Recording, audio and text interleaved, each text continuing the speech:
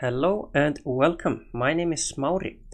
In this video called the chessboard and strength of pieces, we will look at how the pieces can have different strength depending on where on the board they are. So let's get started.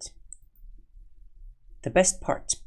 The more squares your piece attacks, the stronger the piece is. Which part of the board is the best for your pieces? Is it the edge? Or here? How about this part? Or the center itself? Let's find out how strong the pieces are on different squares. We'll try first with a bishop, then a knight. A bishop in the corner. We have a bishop on h1. How many squares is it attacking? Try to picture those squares in your head. The bishop is attacking the 7 squares shown in red color.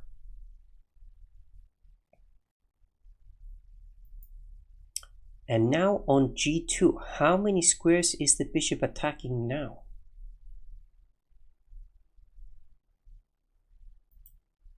Moving slightly away from the corner makes the bishop a little bit stronger, because now it has 9 squares to choose from. Remember, the more squares, the more the piece gains in strength.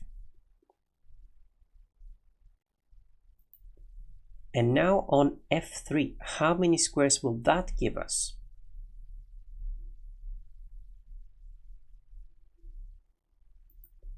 On f3, the bishop has 11 squares.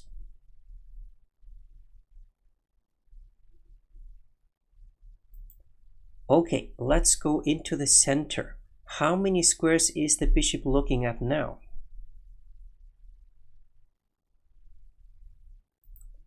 In the center, the bishop is attacking 13 squares.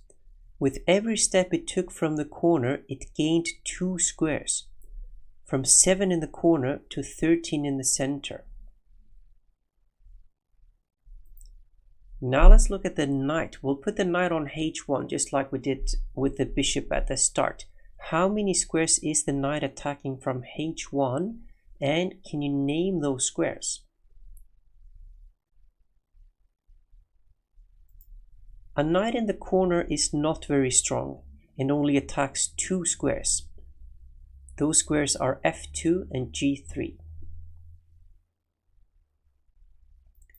Okay, let's go to g1 next. What if we put the knight on g1? Still on the edge, but not in the corner. How many squares does it attack? Try to picture the squares in your head.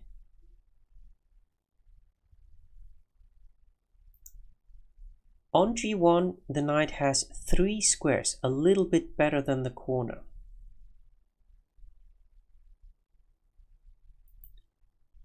Now let's go away from the edge up to g2. Will this make the knight stronger than on g1? How many squares does it have now?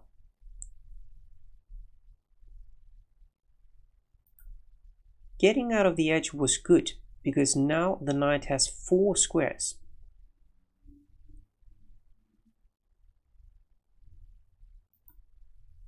And now let's go to f2.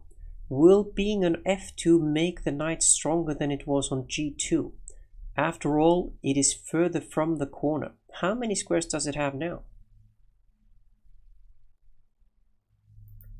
It turns out that going further from the corner is good.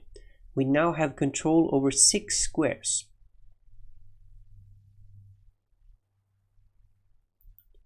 And now let's go up to f3. Will this give us more squares than f2 did? And if so, how many squares?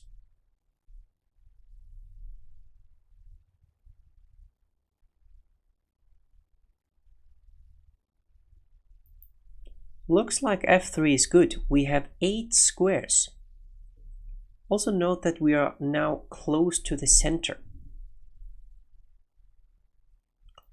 Alright, let's finally go into the center itself. How many squares will that give us?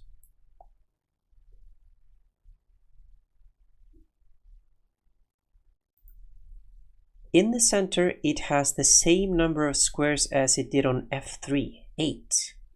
The center is still better because none of our green squares are on the edge, whereas on f3, half of them were.